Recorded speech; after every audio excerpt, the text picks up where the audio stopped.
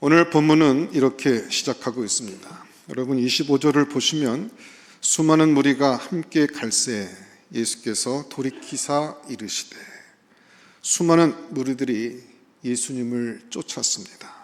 본문에 보면 함께 간다고 했습니다.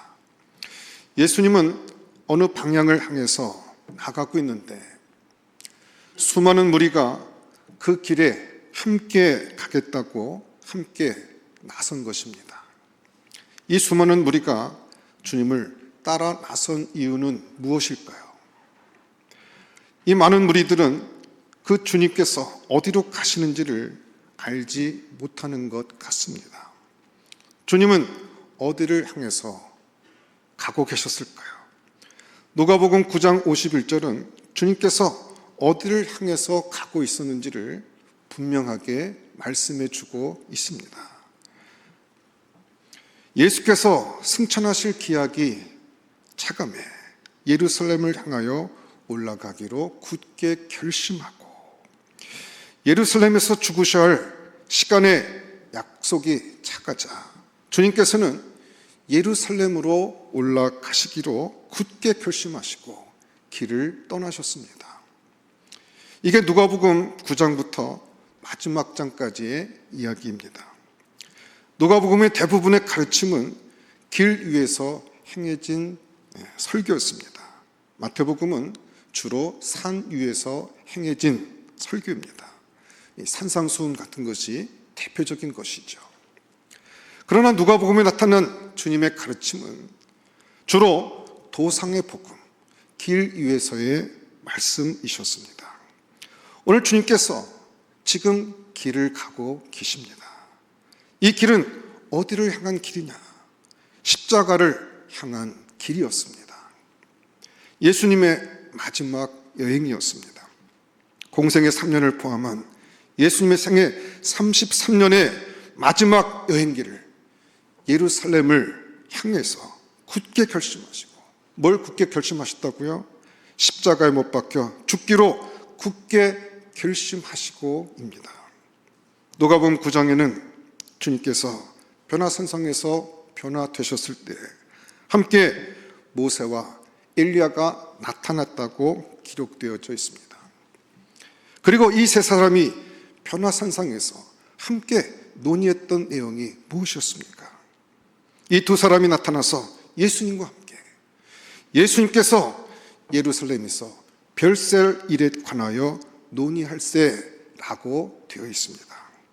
주님은 예루살렘에서 죽어야 될 일에 관하여 모세, 엘리야와 논의하셨고, 그리고서는 9장 51절에 예루살렘을 향하여 가기로 굳게 결심하시고 십자가에 매달려 죽기로 작정하시고 떠난 길이었습니다. 이 길은 십자가의 길이었고 자기 부인의 길, 자기 죽음의 길이었습니다. 이 길을 향해서 부지런히 나가시는데 수많은 무리가 함께 쫓아왔습니다. 이 무리들은 주님이 가시는 길의 의미를 알지 못하고 쫓고 있는 것입니다.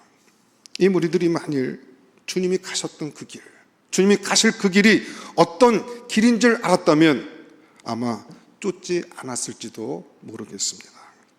이 길은 고난의 길이었고 죽음의 길이고 그 끄트머리가 엄청난 고난이 다가오는 길이라는 걸 알았더라면 수많은 무리가 그렇게 주님을 쫓지 않았을 것입니다. 예수님께서도 이 쫓는 무리들이 동기가 잘못되어 있는 걸 아신 것 같았습니다. 그래서 수많은 무리가 함께 갈새 주님께서 잠시 멈춰 서셨습니다. 그리고 돌이키사 몸을 돌이키셨습니다. 쫓는 무리들을 바라보시면서 주님은 말씀하시기 시작합니다. 26절, 27절입니다. 우리 두 절 말씀 우리 한번 같이 큰 목소리로 합독해서 한번 읽어보겠습니다. 26절, 27절 같이 합독합니다. 시작. 무릇 내게 오는 자가 자기 부모와 처자와 형제와 자매와 더욱이 자기 목숨까지 미워하지 아니하면 능히 내 제자가 되지 못하고, 누구든지 자기 십자가를 지고 나를 따르지 않는 자도 능히 내 제자가 되지 못하리라. 능히 내 제자가 되지 못하리라. 주님을 쫓는 사람들이 자기 제자가 아니라는 걸 알고 계셨습니다. 이들은 제자의 길을 알지 못하고 쫓는다는 거 알고 계셨습니다. 그래서 너희가 나를 쫓으려면 제자가 되어야 되는데 제자의 길이란 무엇인가를 주님이 다시 정돈해 줘야 할 필요를 느끼신 것입니다. 오늘 본문 속에서 주님을 쫓는 길, 주님과 함께 가는 길, 주님의 제자가 되는 길은 무엇입니까?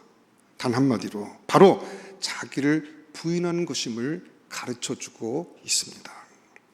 오늘 저는 이 자기 부인에 관해서 이 주님의 말씀을 상고해 보려고 합니다. 이 자기 부인이라는 주제를 대할 때마다 사실 우리 마음속에 큰 갈등이 있습니다.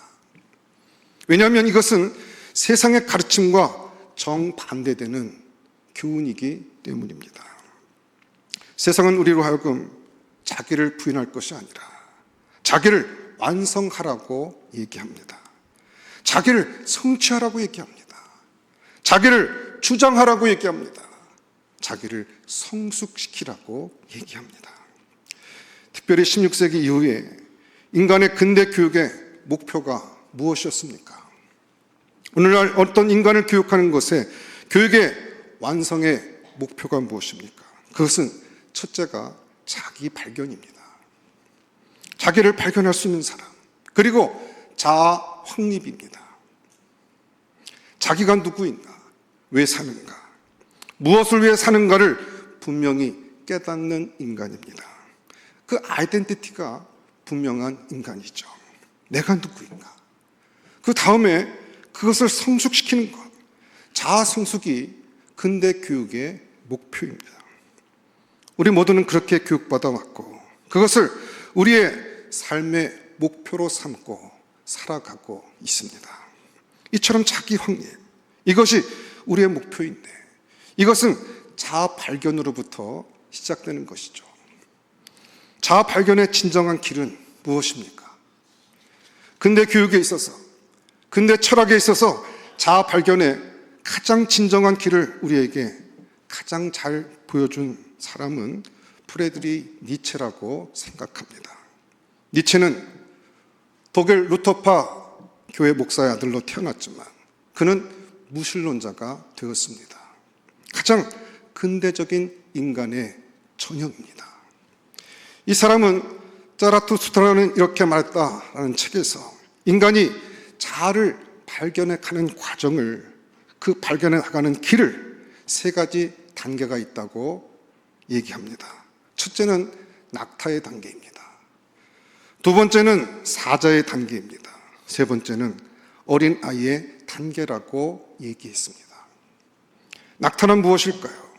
오랜 전통, 인습, 부모로부터 가르침받은 교육, 이 모든 것을 그저 착하게 묵묵히 지고 걸어가는 인생, 순종적이고 수능적인 인간형을 가리키고 있는 것입니다. 이런 사람은 자아 발견을 하지 못한다는 것입니다. 이 사람은 주위에서 요구하는 대로 그저 빚어지는 인생일 뿐이고 주변에 요구하는 인습과 요청의 노예가 되어서 그 짐을 지고 곤고하게 걸어가는 낙타와 같은 인생에 불과하다는 것입니다.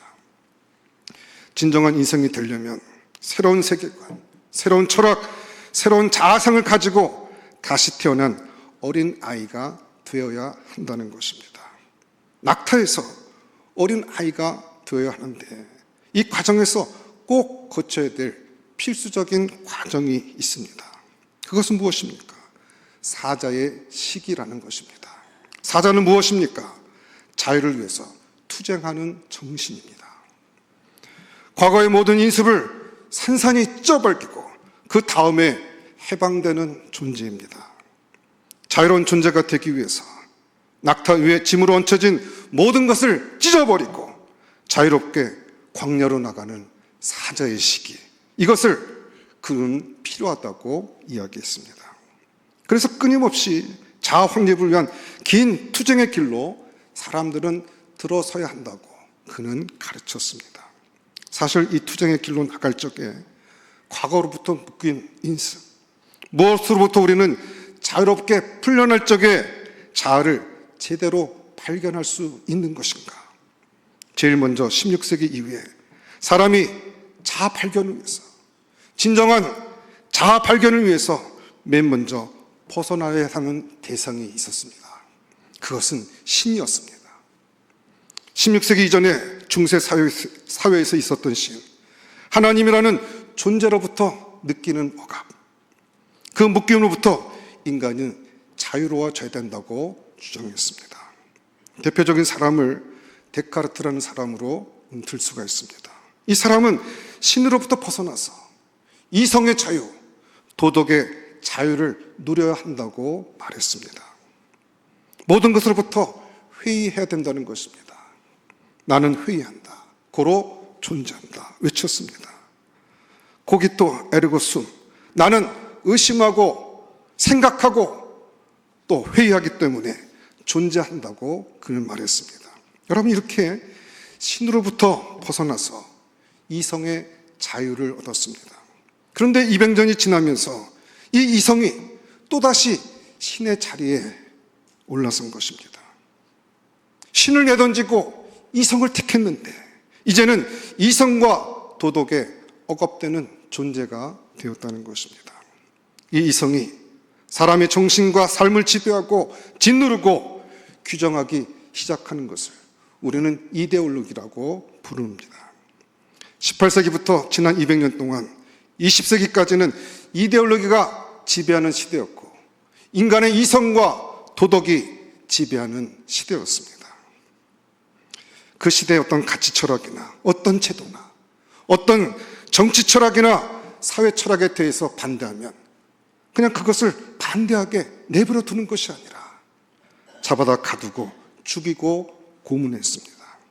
많은 사람들이 그 시대의 이성에 대해서 그 시대의 도덕적 의지 앞에서 노예가 되어서 신음했습니다. 근데 여기에 반기를 든 사람이 나타났습니다. 사람이 진정한 자아를 또 자기를 발견하기 위해서 모든 인습으로부터 자유로워지기 위해서는 인간의 이성과 도덕으로부터도 자유롭게 되어야 한다는 것입니다. 인간의 욕망이라는 것이 도덕과 이성에 눌려져 있는데 이 도덕과 이성을 어떻게든지 벗어나서 욕망을 마음껏 즐기고 욕망을 솔직하게 드러낼 수 있는 그런 자유를 누려야 진정한 자아 회복이 된다고 생각한 사람이 있었습니다. 프로이트였습니다. 그는 솔직한 욕망을 주장했습니다. 솔직한 욕망을 인정하고 오히려 그것을 누림으로써 건강한 자아를 회복할 수 있다고 그는 믿었습니다. 이로부터 200년 동안 인간은 욕망에서 어떻게 솔직해지고 욕망을 어떻게 우리의 건강한 자아로 받아들일 것인가 하는 숙제를 품어왔고 도덕과 이성으로부터 벗어나기 위한 해방의 길을 들어섰습니다. 그래서 많은 사람들이 이렇게 얘기를 합니다. 오늘날 수많은 광고나 이 잡지의 모델들을 통해서 나타내고자 하는 인간의 그 자아의 완벽함과 아름다움은 주로 무엇입니까? 성적인 자아의 아름다움입니다. 섹시함이라는 것이 이 시대 미의 가장 우상이 되었고 기준이 되어져 버렸습니다. 성적 자아가 자유롭고 성적 자아가 아름답게 표현될 수 있다고 주장하는 수많은 메시지들을 우리는 그림과 문자로부터 받고 있습니다. 오늘날 이 시대 인간의 자아를 설명하는 두 철학자가 데카르트와 프로이드라고 그래서 얘기하는 것입니다. 둘 다 하나는 종교로부터의 자유, 하나는 이성으로부터의 자유를 가르쳐 주었던 것입니다. 이 결과로 인간들은 오늘날 얘기하는 그런 자아, 자기의 욕망이 이제는 점점 절대화되어가는 자아의 상태에 놓여지게 됐습니다. 오늘날 부모들이 자녀들을 키울 때도 보면은 이 자녀들의 욕망을 절제해 주지 않습니다. 요즘 젊은 엄마들의 특징이 뭐냐? 아이들을 기죽이지 말라는 것입니다. 공공장소에서 떠들고 막 뛰고 소리 질러도 기죽이지 말라. 내버려 두라는 것입니다. 그 욕망을 억제해서는 안 된다는 것입니다. 욕망을 마음껏 발산하게 놔주자. 오늘날 16세기에서 18세기에 해방된 이성은 오히려 인간의 우상이 되어진 것처럼 18세기부터 20세기까지 걸쳐진 해방된 욕망이 오늘날 우리에게는 오히려 신이 되고 있고 우상이 되어져 있는 것입니다. 아무도 욕망 앞에서 저항하려고 하지 않습니다. 욕망과 투쟁하려고 하지 않습니다. 그저 욕망을 따라가는 삶이 되어버리고 말았습니다. 오늘날의 자아 확립은 이런 형태로 우리 가운데 나타나고 있습니다. 그러나 이것이 진정한 자아를 완성하는 길인가라는 것입니다. 여러분, 정말 아이들을 건강하고 또 여러분의 인격이 건강하게 잘 완성되는 길은 무엇입니까? 이성으로부터 자유롭게 되고 욕망 안에서 자유롭게 되는 것이 자유로운 인간이 정말 인간의 자기 완성의 모습일까요? 오늘 주님은 오히려 정반대로 가르쳐주고 있습니다. 주님은 자아 부인이야말로, 자기 부정이야말로 진정한 자아에 이르는 길이라고 우리에게 말씀하고 있습니다. 여기서 우리는 주님이 말씀하신 이 자아 부정이란 무엇인가를 다시 한번 생각해 봐야 할 것입니다. 주님은 자기 부정에 대해서 무엇을 얘기하고 있는 것일까요? 여러분, 이 자아 부정이라는 말을 우리가 잘못 이해할 수가 있습니다. 이것은 자기 비하나 자기 모독이나 혹은 자기 상실이라고 생각하는 경우가 있습니다. 그런데 절대로 그렇지 않습니다. 진정한 자아 부정은 자기 자아가 온전하고 건강하게 확보된 다음에 부정을 시작하는 것입니다. 자아가 확실하지 않고서는 부정할 자아도 없는 것이죠. 자기 자아는 분명히 세워져 가야 합니다. 이 모습을 우리가 성경 속에서 예수님에게서 볼 수가 있습니다. 아까도 말씀드렸지만 예수님께서는 이제 예루살렘을 향해서 올라가고 계십니다. 이것은 십자가 위에서 자기를 부정하고 자기를 죽이는 그런 자기 부정의 길을 지금 여행하고 계시는 것입니다. 굳게 결심하시고 계속해서 예루살렘의 십자가를 향해서 올라가고 계신 것입니다. 그리고 마지막에 본디오 빌라도 앞에 서고 재판정에 섰을 적에는 자기 부정의 거의 클라이맥스 마지막 단계에 가 계신 것입니다. 그곳에서 주님은 로마 군병으로부터 많은 예수를 고소한 사람들로부터 질문을 받습니다. 근데 주님은 끝까지 침묵으로 일관하십니다. 자기를 보호하거나 자기를 정말 변명하거나 자기를 내세우거나 또는 인정받고자 하는 모든 욕구를 주님은 거절하고 계십니다. 철저한 자기 부정을 하고 계시는 것이죠. 침묵으로 일관하시는데 유일하게 주님이 응답하셨던 한 부분이 있었습니다. 언제 주님은 응답하셨습니까? 본디오 빌라도가 물었을 때입니다. 내가 진정 유대인의 왕이냐? 내가 그리스도냐? 너는 누구냐? 자기 정체성에 대한 분명한 질문이 던져졌을 때 주님은 그 부분에서만큼은 정확하게, 명확하게 확실한 대답을 하셨습니다. 자기 부인의 끝, 십자가에서 그 마지막 단계에서도 자기 정체성에 대한 것에서만큼은 주님은 분명한 인식을 하고 있었습니다. 여기서 보여주는 것은 자기 부정의 길은 결코 자기 상실의 길이 아니라는 것을 우리는 알아야 됩니다. 주님은 자기 정체성이 분명한 분이셨습니다. 자기가 누구인가에 대해서 누구보다도 확신한 생각을 갖고 있었습니다. 자기 정체성이 분명하셨던 주님이, 분명한 자기 이해를 가지고 계셨던 주님이 오늘 본문에 보면 깊은 침묵 가운데서 자기 부정의 길에 들어서고 계시는 것입니다. 그렇기 때문에 이 자기 부정이라는 것은 결코 자기 상실이 아니라는 것입니다. 오히려 더 분명한 자아를 갖고 있고 자기 인식이 분명한 사람만이 자기 부정의 길로 들어설 수 있다는 것입니다. 자아가 분명한 사람이 자기를 부정한다는 건 굉장한 고통입니다. 자아가 분명하지 않은 사람이 자기 부정하는 거 쉬워요. 왜 그렇습니까? 친구 따라 강남 가도 좋고 일에 그저 내내 하고 쫓아도 여기저기 아무데나 순응하게 되면 고통이 없습니다. 그러나 자기 생각과 자기 철학과 자기 입장이 분명한 사람이 자기를 내려놓는다는 것은 굉장한 고통인 것입니다. 이런 자기 부정의 과정을 빌립보서 2장 7절부터 8절에서 사도 바울은 예수님을 예를 들어서 말씀하고 있습니다. 예수님은 자기가 하나님의 아들이고 하나님이신 것을 알았지만 하나님과 동등됨을 취할 것으로 여기지 아니하시고 그 다음에 뭡니까? 자기를 비워서 종의 모습이 되셔서 자기를 낮추시고 십자가에 죽기까지 복종하셨더라. 자기가 그리스도시고 하나님의 아들이라는 아주 확실한 자아를 가지신 그 높으신 그 고귀하신 분이 자기 부인의 그 길을 걸어가기 시작했는데 첫 기자는 자기를 비우셨고 두 번째는 자기를 낮추셨고 세 번째는 자기를 십자가에 못 박았다고 이야기하고 있는 것입니다. 자아가 분명한 사람이 자기를 비우고 낮추고 죽는 일은 참 고통스러운 일입니다. 이 과정이 고통스러움을 잘 보여주는 사람이 모세라는 인생입니다. 모세는 자아인식이 분명했던 사람 중에 한 사람입니다. 사도행전 7장 25절에 보면 그가 나이 40세 때 가졌던 자기의 자아를 이렇게 설명하고 있습니다.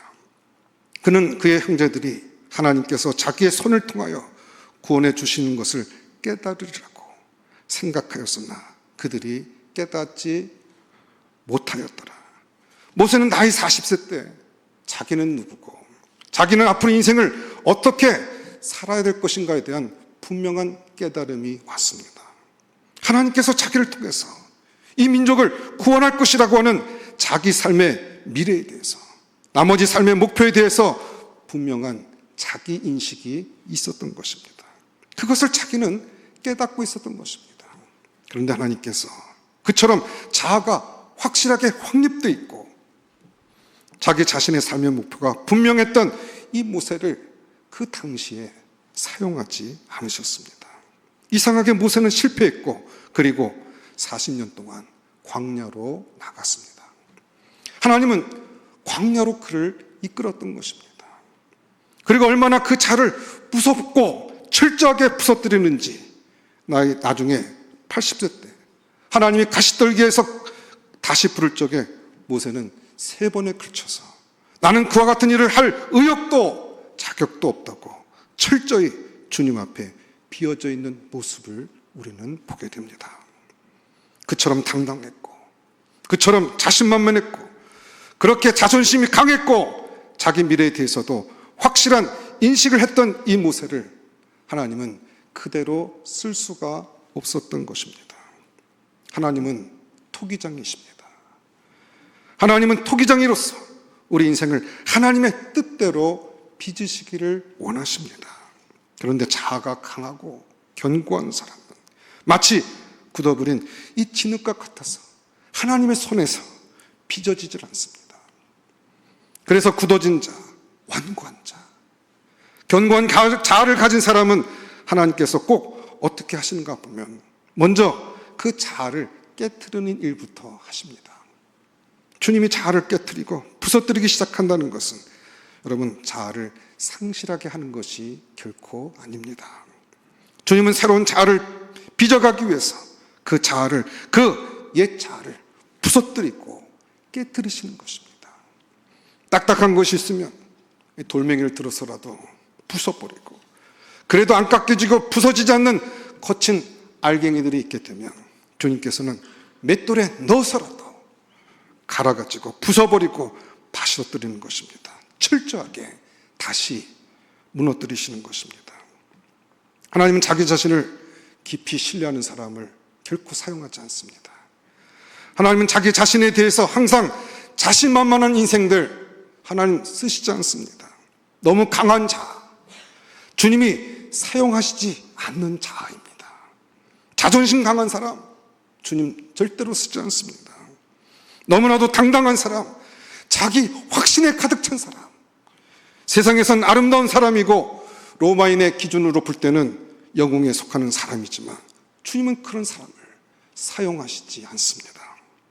자기 욕망을 절제하지 못하고 자기 욕망의 우상에 사로잡혀서 자기에만 충실하고 자아의 욕망을 극대화하려고 그것을 채우려고 하고 그것을 채우지 못하면 못 견뎌하는 이런 비대화된 자아를 갖고 있는 사람들, 하나님은 사용하시지 않습니다.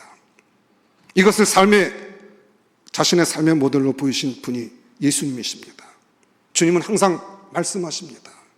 살고자 하는 자는 죽을 것이요 죽고자 하는 자는 살 것이다. 하나님의 미랄이 깨어지지 않고 그 자라는 하나님의 미랄이 깨어지지 않고 그대로 있으면, 하늘 그대로 있을 때 깨어지면, 죽으면 많은 열매를 맺느니라. 하나의 미랄이 죽을 적에 다시 생명의 결실이 임하게 되는 것입니다. 반석이 깨어져 나갔을 때 생수가 터져 나올 수 있고, 주님이 하나님의 아들로서의 분명한 자아인식을 갖고 있으면서도 그것을 주장하지 아니하시고 사람들 중에서도 죄인의 모습으로 낮아지시고 아무런 변명이나 아무런 자기를 보호하려는 노력을 하지 아니하시고 자기를 비우셔서 십자가에 매달리셔서 큰 소리를 외치시며 죽으실 때 그 손에서, 그 옆구리에서 생명의 보혈이 흘러나온 것입니다. 주님은 우리에게 한 가지 가르쳐 주시는 것이 있습니다.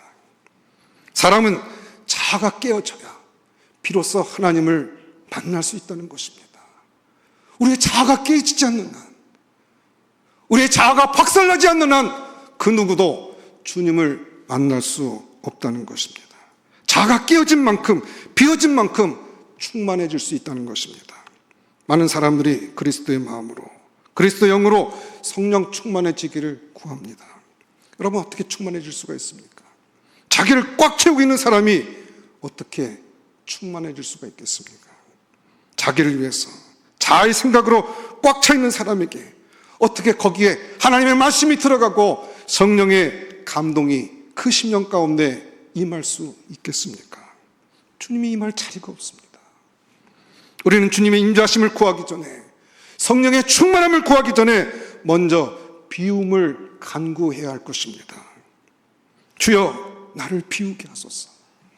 주여 나를 깨트려 주시옵소서. 주님, 나를 빚으시기 전에 나를 부서뜨려 주시옵소서. 당신의 연자맷돌에 나를 놓아 주십시오. 철저히 부서뜨려 주시옵소서. 자아가 부서진다는 것은 고통스러운 일이지만 또한 행복한 일입니다. 그건 자유로운 것입니다. 이제는 내 안에 절대화되었던 욕망, 절대화되었던 자아의 우상으로부터 우리가 비로소 자유를 얻기 시작한 것이기 때문에 그렇습니다. 인간이 자아라는 우상에 질질 끌려다니고 있습니다. 내 모습을 보십시오. 내 안에 거대해진 자아의 욕망에 나는 질질 끌려다니면서 이리저리로 내팽개쳐지고 있습니다. 노예가 되고 있고 비명을 지르고 피를 흘리고 있습니다. 어떻게 이 자아라는 비대해진 거대한 신으로부터 나를 자유롭게 할 수가 있겠습니까? 하나님은 어떻게 깨뜨리셨습니까? 오늘 26절에 보면 주님께서 이렇게 말씀하십니다. 예수께서 돌이키사 이르시되 물은 내게 오는 자가 자기 부모와 처자와 형제와 자매와 더욱이 자기 목숨까지 미워하지 아니하면 능히 내 제자가 되지 못하고, 주님은 어떻게 깨뜨리신다고 말씀하십니까? 관계를 깨뜨리겠다고 말씀하십니다. 여러분, 우리 자신의 관계를 살펴보십시오. 여러분들의 부모와의 관계, 여러분의 아내와 자식에 대한 관계, 형제 자매의 관계가 혹시 절대화된 분은 없으십니까? 하나님보다 그 관계가 더 높아진 분은 없으시냐라는 말입니다. 그런데 어떤 분은 하나님보다 부모, 형제, 처자, 자식이 더 절대적인 우선순위가 되는 경우가 있습니다. 그런 사람은 자기를 부인하기가 어렵습니다. 그래서 그런 사람을 주님께서 어떻게 하신다고 해요? 그 절대적인 관계를 부서뜨리기 시작하는 것입니다. 깨뜨리기 시작합니다. 부모에 대해서도 깊은 회의를 들게 하십니다. 또 형제 자매에 대해서도 회의가 들게 하고, 때로는 남편과 아내에 대해서도 깊은 회의에 들게 하십니다. 하나님은 깨뜨리기 시작하십니다. 그리고 인생은 고독해지기 시작하죠. 어떤 관계로부터 나의 진정한 만족이 없다는 것을 깨닫기 시작합니다. 어떤 인간적인 관계로부터 내 삶의 의미를 발견할 수 없는 처절하고 외로운 인간의 실존을 보게 한다는 것입니다. 하나님께서는 나보다 부모를, 처자를, 형제를 더 사랑하는 자는 나의 제자가 되지 못하고 우리를 주님의 제자로 만들기 위해서 때로는 우리를 외롭게 만드시는 것입니다. 우리의 관계를 무너뜨리면서 우리로 하여금 하나님 앞으로 불러들이고 있는 것입니다. 여러분, 우리가 하나님 앞에서 항상 조심해야 될 것이 있습니다. 그건 절대라는 말을 사용해서는 안 된다는 것입니다. 하나님 이것만은 절대로 들어주십시오. 여러분, 하나님은 절대 알레르기가 있습니다. 주님은 절대라는 소리를 듣거나 절대라는 상황, 그 현상이 일어나기만 하면 그 부분을 못 견뎌하십니다. 개입하시고 무너뜨리십니다. 아브라함에게 있어서 이삭이 절대가 돼가는 과정에서 그 과정을 보게 될 때 하나님께서는 그 이삭을 내게 바치라고 했습니다. 아브라함이 하나님 앞에 나와 그 이삭을 하나님 앞에 바쳤습니다.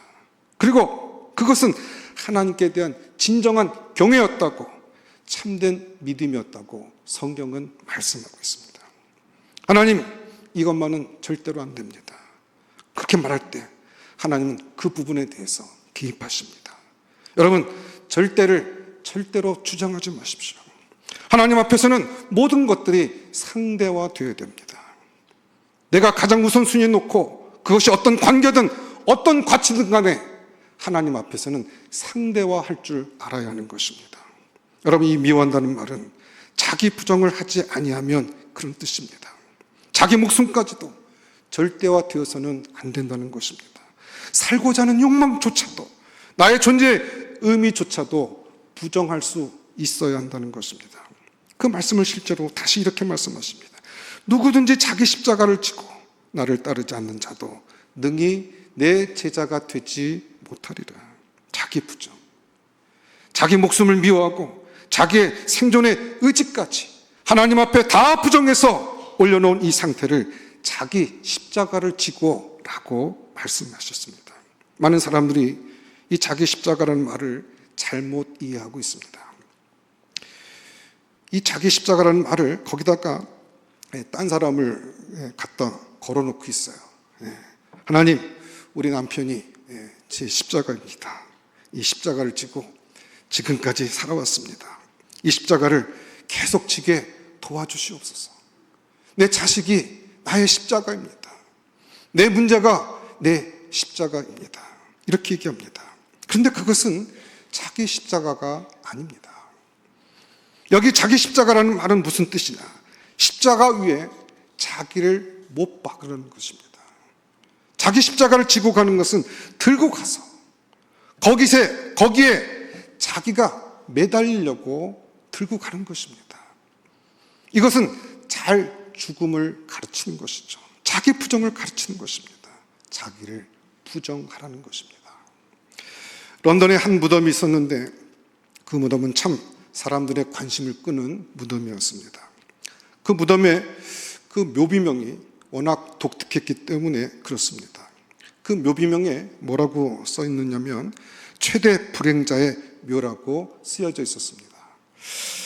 사람들이 그 묘지를 볼 때마다 도대체 어떤 인간이 여기 죽었길래 자기가 이 세상에서 가장 불행한 인간이다 하고 여겼을까 궁금해서 견딜 수가 없었습니다. 그래서 몇 사람이 그 무덤을 파기로 작정을 했습니다. 무덤을 팠습니다. 관이 나왔습니다. 근데 그 관은 유리로 만든 관이었습니다. 그리고 그 관에는 아무도 없었습니다. 죽음에 이르는 병이란 책에서 키에르케고르는 이것을 이렇게 해석합니다. 최대의 불행한 자란 결코 죽지 못하는 인간이다. 영원히 산다는 거야말로 가장 불행한 일이다. 그러면서 이렇게 말합니다. 자아가 죽지 못한 인간은 영원히 불행하다. 여러분, 우리가 주님 앞에서 한 알의 미랄이 땅에 떨어져 죽으면 자유함과 풍성함이 있다는 이 말씀을 이 아침에 우리는 깊이 새겨야 합니다. 자기 십자가를 지고 나를 쫓으라는 말씀은 적당히 고난받으면서 따라오라는 그런 말씀이 아니라 완전히 죽고 쫓으라는 말씀입니다. 죽지 않으면 쫓아갈 수 없는 길이 주님의 제자의 길이기 때문인 것입니다. 우리는 어떻게 하면 죽을 수 있을까요? 항상 죽기로 결심하지만 실제로 안 죽고 있는 자기 자신을 보는 게 우리의 고민입니다. 어떻게 죽을까요? 여러분, 자아의 죽음은 내 노력만으로 되지 않습니다. 죽어야 한다는 결단을 내리신 후에는 주님의 도우심을 구해야 합니다. 성령으로 채워주시기를 구하십시오. 자기를 비운 것만으로는 자신의 비움을 계속 유지할 수 없습니다. 계속해서 자아는 채워지기 때문입니다. 자기를 비우는 결단을 하셨다면 그때부터 성령의 충만함을 구하십시오. 비움을 통해서 충만이 없고 낮아짐을 통해서 높아지고 그리고 죽음을 통해서 다시 사는 것이 십자가의 길이요 제자의 길인 것입니다. 이 은총이 저와 여러분들에게 넘치시기를 주님의 이름으로 축원합니다. 기도하겠습니다. 하나님 감사합니다. 우리 연약한 인생들을 하나님 포기하지 아니하시고 기회를 주시고 영원한 복락에 이를 때까지 인도하시고 붙들어 주시니 감사합니다. 주님을 따르는 자가 되게 하여 주시고 종교인으로 살다가 세상과 함께 멸망받는 인생들 되지 아니하고 주님의 십자가를 붙들고 승리하는 믿음의 종들이 다 될 수 있도록 은혜 허락하여 주시옵소서. 모든 것 감사하옵고 예수님 이름으로 기도드렸사옵나이다. 아멘.